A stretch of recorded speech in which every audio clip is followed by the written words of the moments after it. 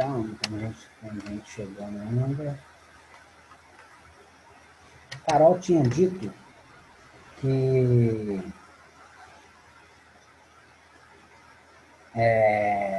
eu tinha dado 12 alguma coisa, né? 12,5. 12,5. Lembrando que a gente começou o link agora, né? Página 255, no número 2, letra B, né? A quantidade de calor em caloria necessária para que ocorra a fusão de apenas metade da massa do gelo. Qual que é a metade da massa do gelo? Qual foi a massa de gelo que ele citou lá no enunciado da questão? Ele citou 10 gramas, então a metade da massa vai ser 5. Né? Então aquela formulazinha, né?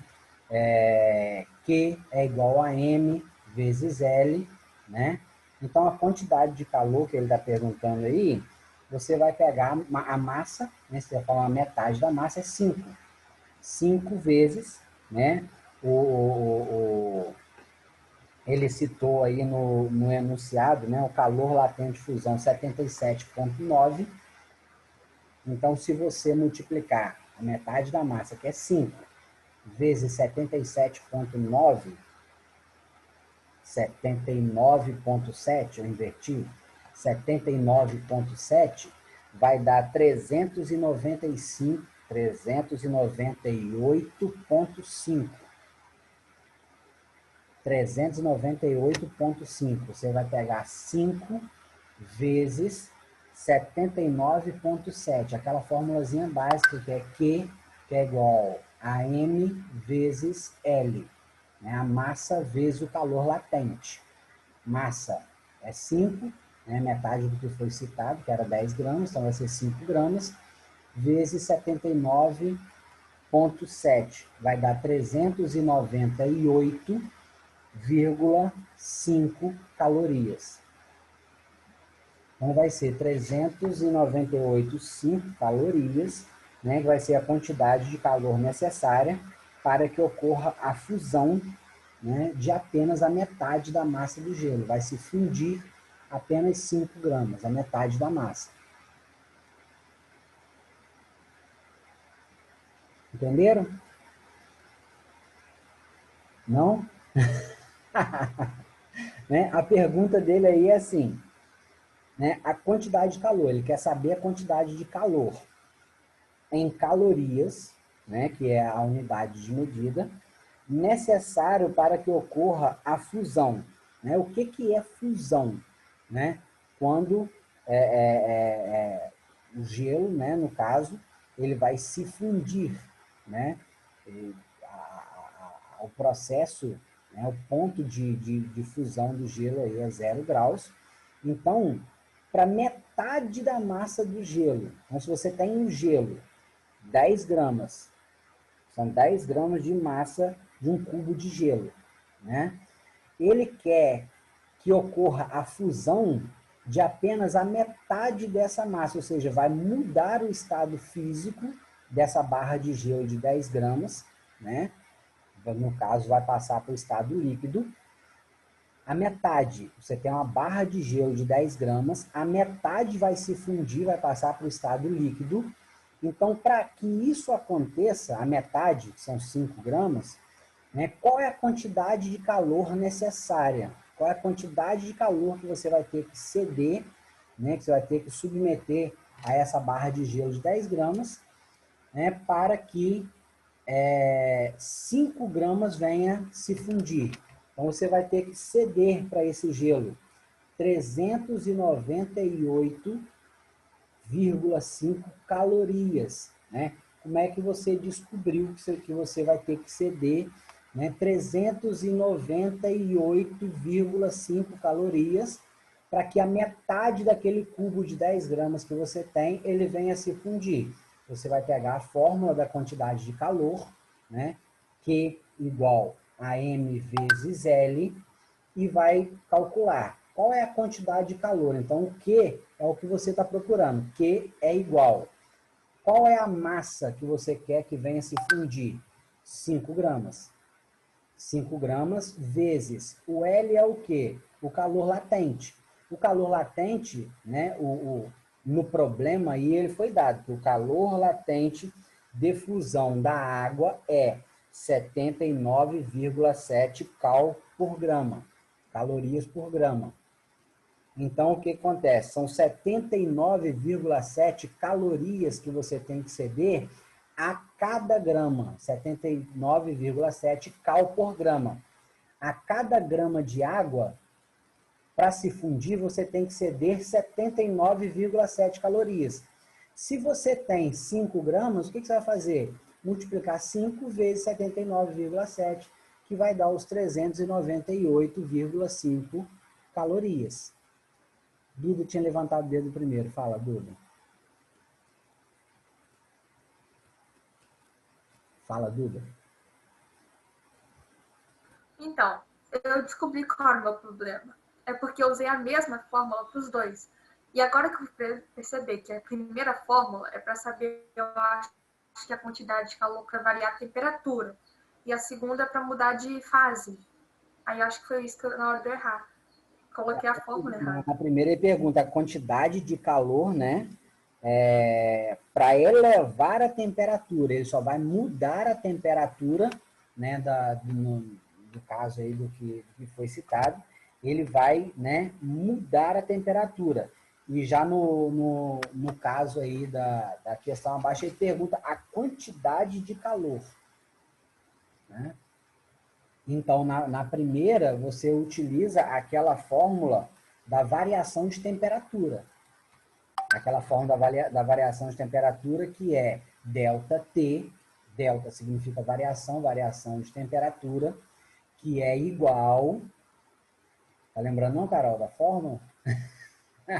Variação de temperatura, que é igual à temperatura final menos a temperatura inicial. Lembra dessa fórmula? Essa fórmula, ela tá... Deixa eu encontrar qual a página aqui que foi citada aí. Delta... Não, eu sei qual fórmula que é. É a que está na 245. Só que eu não estou entendendo nada. Tá na 245, né? Variação de temperatura, ΔT, que não sei e tal. 245. Fala, Carol, você não está entendendo o quê? O que está sendo perguntado, está sendo calculado, ou como que calculou? Os dois. Não, no primeiro eu fiz aquela fórmula. E botei a massa, coloquei o calor específico e a variação de temperatura. Sim. Aí eu multipliquei e deu 25. É a fórmula da temperatura. Aí na letra B eu não estou entendendo nada. Na letra B, né, o que aconteceu aí? O autor, ele perguntou, ó, a quantidade de calor. Ele está querendo saber a quantidade de calor que você vai ter que ceder, que você vai ter que dar para esse cubo de gelo, né? O autor ele está falando aí, né, desde o enunciado. Ele pegou um cubo de gelo, que a massa dele, ele pesou, são 10 gramas. Esse cubo de gelo tem 10 gramas, né? E aí ele está trabalhando com esse cubo de gelo, né? Ele tem um cubo de gelo de 10 gramas, ele te deu aí o calor específico, né? O calor latente de fusão, ele já citou lá no enunciado, que são valores que você vai precisar, né, para calcular alguma coisa aí. Então, ele já cita lá no enunciado, normalmente os problemas, ele te dão alguns dados para você utilizar para calcular alguma coisa que seja necessária. Então, ele já tem os dados lá no enunciado. E aí ele fala, qual é a quantidade de calor? Então, para você saber a quantidade de calor, qual é a forma que você utiliza? A formulazinha básica, Q é igual a M vezes L. Você já tem a formulazinha na matéria que né, cientistas lá estudaram e tal e determinaram essa fórmula. Você já tem uma formulazinha pronta. Q é igual a... Essa fórmula. Hã? Tá, agora eu entendi. É a fórmula da quantidade de calor. Ele está perguntando a quantidade de calor, que é o Q. Q é igual a M vezes L.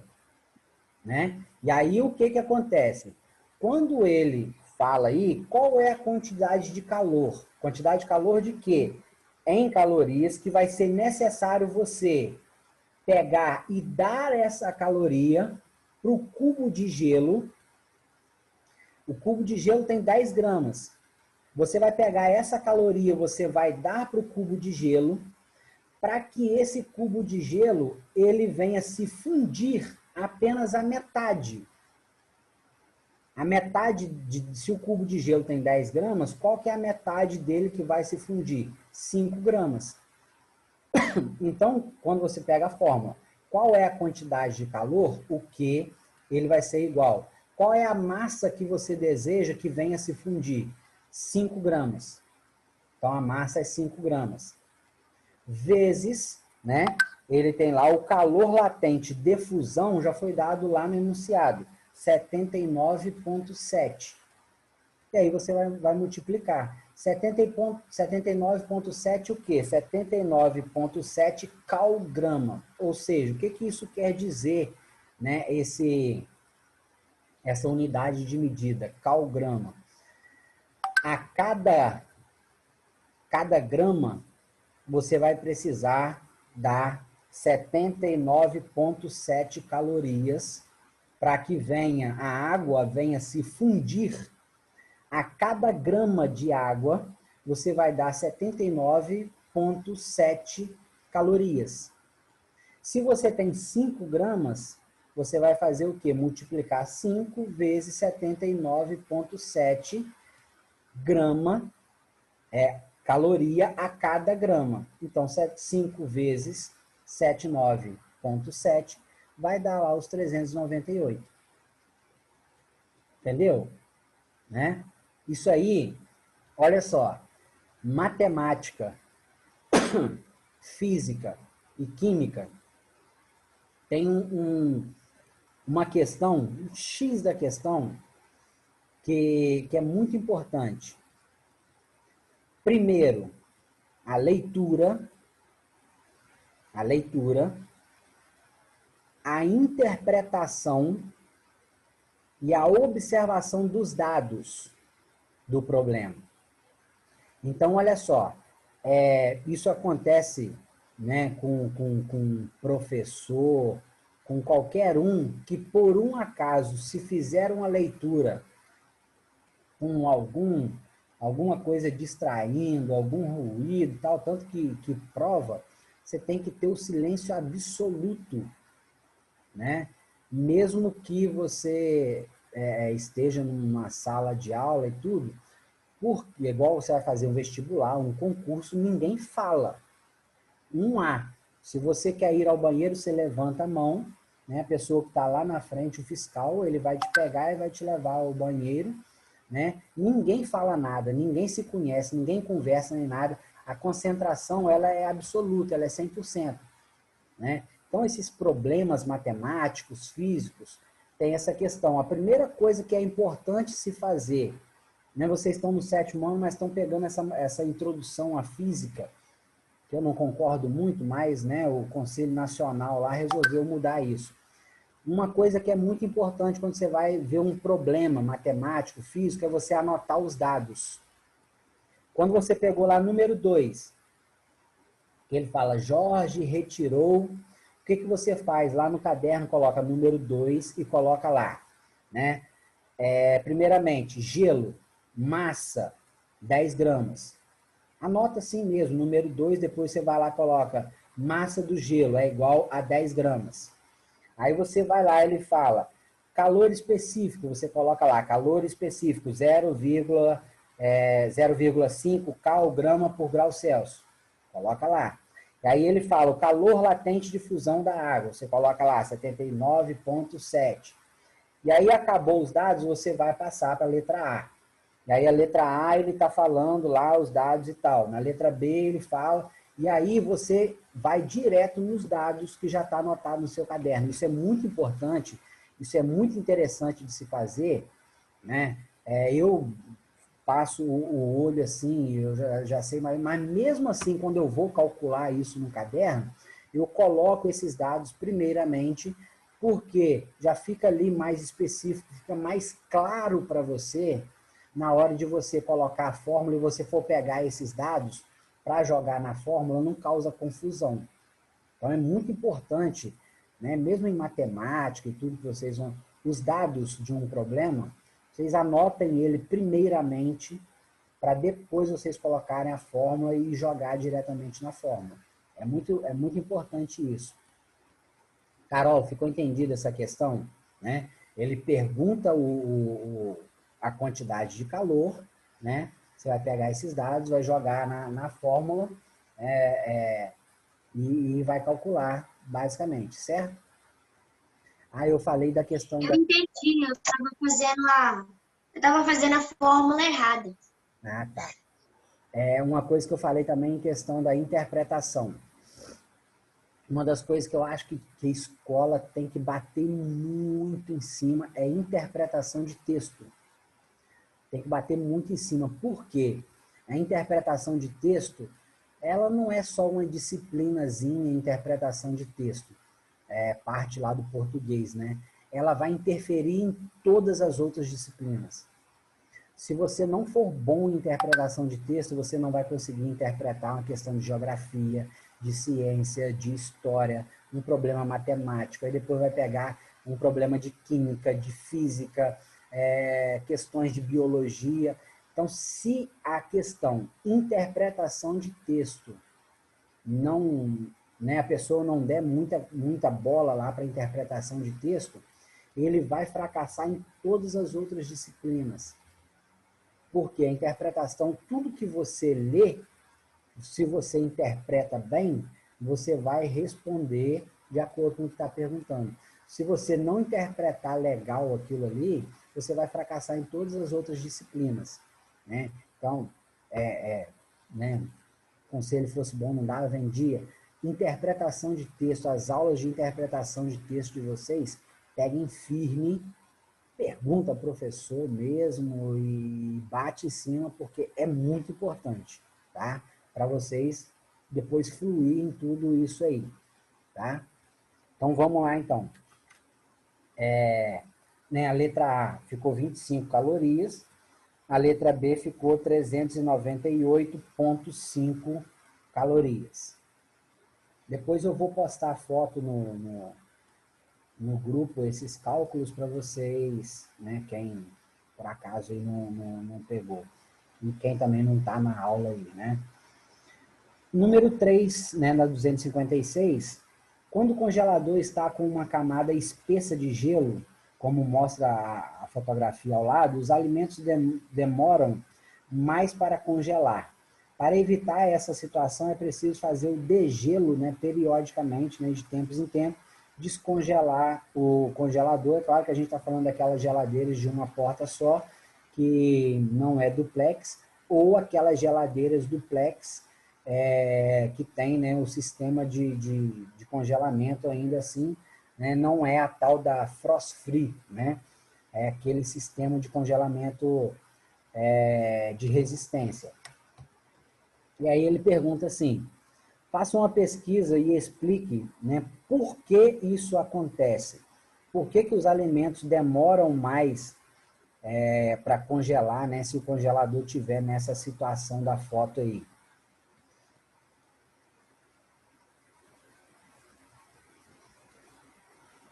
Vocês pesquisaram? Então, eu não sei se o meu tá certo. Eu não sei se o meu tá certo, não, mas ficou assim. Porque o congelador fica na parte de cima da geladeira. Isso não tem muito a ver com os alimentos, não.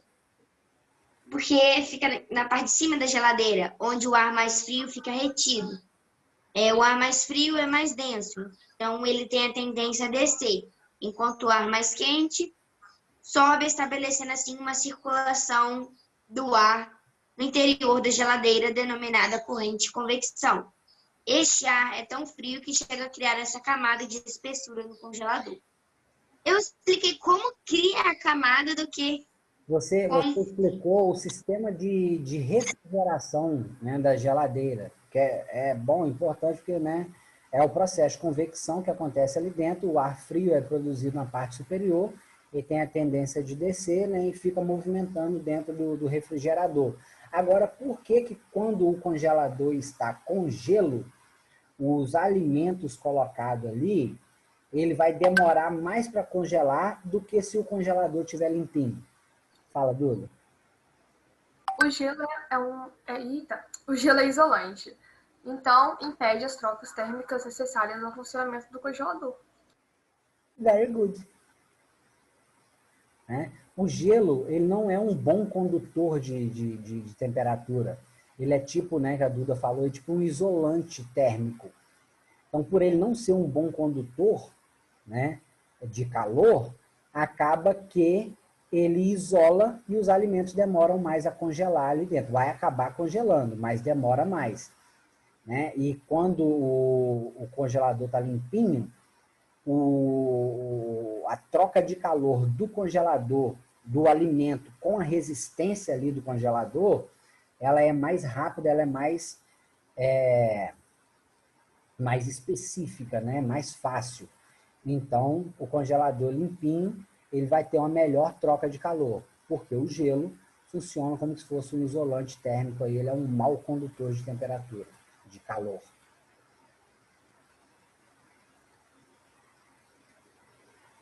Certo, pessoal aí que tá com as câmeras tudo fechadas aí, entendeu? Precisa repetir, Eu entendi. entendeu? Ok? Um monte de... Você pode repetir de novo, por favor? Hein? Você pode repetir de novo, por favor? O gelo, ele é um mau condutor de calor. Ele funciona como um isolante térmico. Então, ele dificulta a troca de calor entre o congelador e o alimento. O gelo, ele funciona como um mau condutor de calor e ele vai dificultar a troca de calor entre o alimento e o congelador. Quando o congelador está limpo, né, essa troca de calor entre a resistência do congelador e o alimento acontece de forma mais facilitada. Porque você tem lá o congelador, a resistência do congelador. Aí que você coloca o alimento aqui, ó, o alimento vai fazer a troca direta com a resistência. E aí vai congelar rapidinho, porque a resistência está resfriando. Quando você tem o congelador e tem uma massa de gelo, e você coloca o alimento em cima daquela massa de gelo, olha só a distância que vai ficar da resistência. Então, o que vai acontecer? A resistência produzindo, né, ali, diminuindo a temperatura, né, para fazer a troca de calor, ela vai ter entre o alimento e a resistência uma camada de gelo, que vai funcionar como se fosse um isolante térmico, por ele ser um mau condutor de calor.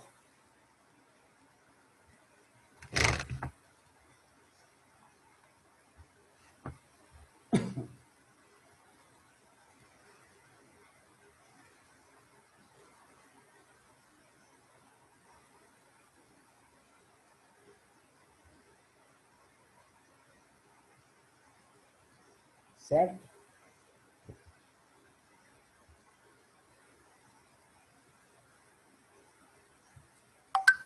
Vamos lá, então. A B. O excesso de gelo no congelador pode aumentar o consumo da energia elétrica? Justifique sua resposta. Eu coloquei sim, pois como impede algumas trocas térmicas, acaba não gelando os alimentos ali presentes. Mesmo assim, consome energia.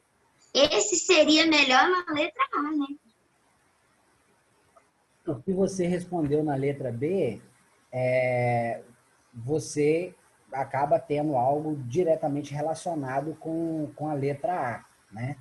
É isso aí, né? Colocou alguma coisa diferente, alguma coisa sem dúvida? Quer? Alguém que queira falar? Feliz, né? O que acontece nessa questão aí? Se eu acabei de falar aqui, ó, você tem a resistência do congelador, você tem uma camada de gelo e você tem um alimento acima dessa camada de gelo. Se para o alimento, né, fazer essa troca de temperatura com a resistência vai ficar mais dificultada, o que vai acontecer com a energia no caso? O refrigerador ele vai ter que funcionar mais aceleradamente para poder promover essa troca de calor da resistência com o alimento. Automaticamente ele vai gastar mais energia, o consumo vai ser maior. Porque olha só, como que funciona um refrigerador? Se você tem lá o seu refrigerador e você regula ele para 2 graus de temperatura ou 4 graus, né? Ele vai trabalhar. O motor dele vai... Você ouve aquele barulhinho, né? Hoje em dia as geladeiras têm cada vez menos ruído. Ele vai acionar o motor e aí, quando ele consegue chegar aos 4 graus, que é temperatura lá está regulado para a sua geladeira ficar 4 graus dentro dela, chegou aos 4 graus, o que o motor vai fazer? Desligar. É quando você vê a sua geladeira ficar silenciosa. O motor desligou, porque ali dentro chegou a 4 graus. Quando a temperatura começa aumentando, vai para 5, 6 graus, o que acontece? Ela aciona o motor para poder novamente diminuir a temperatura. O pessoal fala assim, quanto mais você abre a geladeira, mais energia você gasta. É claro, quando você abre a geladeira, entra calor do ambiente, né, externo para dentro da geladeira. E aí o que acontece? Quando você fecha a geladeira, ele vê, opa, foi para 10 graus de temperatura ali dentro, porque entrou calor. Aí o que acontece? O motor vai funcionar até chegar nos 4 graus que você regulou sua temperatura. Aí o que acontece? Gasta-se mais energia. Então, se você abre toda hora a geladeira, toda hora você vai lá e abre, né? Aumenta a temperatura e sua geladeira vai funcionar mais aceleradamente. Então, né, se você tem uma camada de gelo grande, para a sua geladeira manter o alimento congelado, o que vai fazer? Vai funcionar mais, porque você tem um isolante térmico entre a resistência e o seu alimento que está dentro do congelador. Beleza? Então ele fala aí, o excesso de gelo no congelador pode aumentar o consumo de energia elétrica? Justifique. Sim, pois, né, o gelo no interior do congelador vai funcionar como isolante, forçando a geladeira a funcionar por mais tempo o motor para poder manter a temperatura mínima. O que eu coloquei está certo ou é melhor completar? Fala para mim de novo, para eu ver o que precisa. Sim, pois, como impede algumas trocas térmicas, acaba não gelando os alimentos ali presentes. Mesmo assim, consome energia.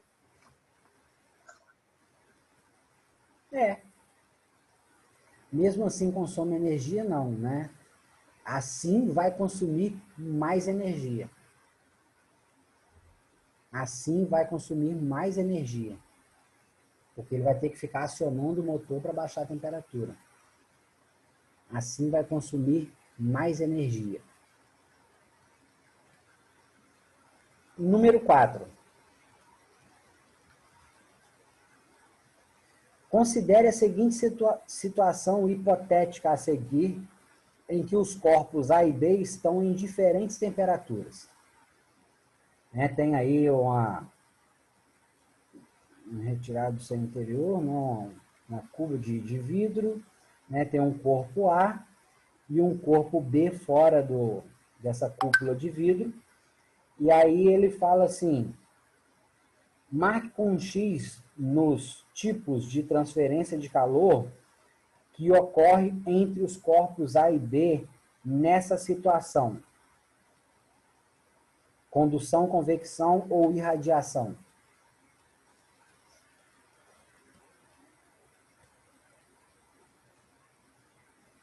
Eu marquei irradiação. Irradiação Por quê? Não tem como ser condução porque os corpos não estão encostados. Né? Os corpos deveriam estar encostados um no outro para poder acontecer a condução, para conduzir o calor de um corpo para o outro. Não tem como ser convecção porque não tem essa questão, né, de mais quente, mais frio, subindo e descendo. Então não vai ter convecção. Né? O que vai acontecer aí é o calor sair de um corpo e chegar a um outro que está distante. Isso aí é um calor irradiado de um corpo para o outro, né? Então acaba sendo a chamada irradiação, né? É um calor que ele sai de um corpo, ele passa pelo ambiente até tocar o outro corpo que vai estar ganhando esse calor. No caso aí é um calor irradiado. São essas ondas eletromagnéticas, né, que saem de um corpo para o outro. Como, por exemplo, você vai lá e faz uma atividade física. Você, né, faz uma atividade física, o seu corpo aquece muito, né? E aí depois, se você chegar, se está com o corpo quente nesses dias quentes de Itaperuna, alguém chega a uns 20, 30 centímetros, coloca a mão, alguém que esteja com o corpo frio, fresco, colocar a mão a uns 20, 30 centímetros de você, assim, vai sentir aquele calor vindo. Sente nitidamente. Por quê? Seu corpo está tão quente que ele está irradiando calor para o ambiente, coisa que uma pessoa pode sentir até uma certa distância. Então, esse corpo que está próximo, esse calor ele vai vir irradiando pelo ambiente até chegar no outro corpo que vai acabar ganhando calor. Né? Isso acontece, por exemplo, com pessoas que têm a temperatura corporal muito quente, igual é o meu caso.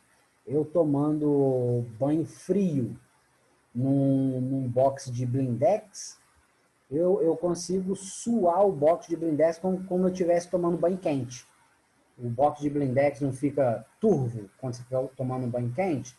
Eu tomando banho frio num box de blindex, o calor que sai do meu corpo quando bate a água fria, ela para no box de tornar o box turvo, como se estivesse tomando um banho morno. E o meu menino, ele tem a temperatura corporal igual a minha, porque o menino sente um calor terrível, sua todo dia, por exemplo, ele está dormindo na cama, você rola ele de lado assim, o lugar que estava a cabeça, a nuca dele assim, está molhado de suor. Está com o ar-condicionado ligado, está com o ventilador em cima e o menino está suando. Né? A nossa temperatura corporal, o meu pai é assim também. Né? Então, a nossa temperatura corporal é muito elevada. Eu acredito que o nosso metabolismo até trabalha um pouco mais para poder manter a nossa temperatura corporal baixa. Né? Para poder baixar a nossa temperatura, manter em torno de 37. Né? Então, a irradiação de calor do nosso corpo ambiente é muito grande. Entendeu? Essa questão. Hã? Eu também sou um pouco calorento. Pois é. Meu pai, ele é... São pessoas que têm a temperatura corporal mais elevada, né? Tem a pele muito quente. E isso faz a gente sofrer bastante com o calor de Itaperuna, né? Eu não sei, meu pai, eu não sei como é que ele consegue. Ele dá um dia frio, danado, ele dá aquele dia fresco, Itaperuna, aquele dia frio, e ele chega em casa todo suado do trabalho. É a pele muito quente, né? O corpo muito quente. E ele é diabético. Aí eu não sei. Diabético? Uhum. A letra A, então, irradiação, né? E aí na letra B ele pergunta assim, agora explica em seu caderno por que você não marcou os outros tipos de propagação, né, da letra A. É o que eu acabei de falar, né? Condução. Os corpos deveriam estar encostados um no outro, tá? Então, por que não marcou condução? Porque os corpos não estão próximos ou encostados um ao outro. Não marcou convecção porque não está relacionado a ondas, né, de calor subindo e descendo, fazendo o processo de convecção, né, de calor para cima ou para baixo. Os corpos estão um ao lado do outro, cercado por essa cuba de vidro, né, então não está relacionada à convecção do ar e os corpos não estão encostados, o que justifica não ser condução. Né? Ele pergunta aí, então, por que você não marcou esses outros dois e acabou marcando irradiação na letra A? Certo, Carol? Certo? Jerônimo, Oi. Oi? a sua aula acabou. Eu olhei aqui, são 11h30, né? A gente chegou no final dessa página aí, né? Depois a gente vai retornar lá na página, que é aquela página já do final, né? 266, que é o último exercício. Depois o que eu estudei, né? O que por um acaso, gente, a gente não conseguir corrigir, tá? Podem ficar tranquilo, depois eu gravo um vídeo mostrando a correção e posto lá na plataforma, tá? A gente vai, então, depois retornar lá na página 266, que é o próximo exercício. Show, também já está acabando o tempo de aula aí. Agora é a aula da Iglia, tá? Bye, bye.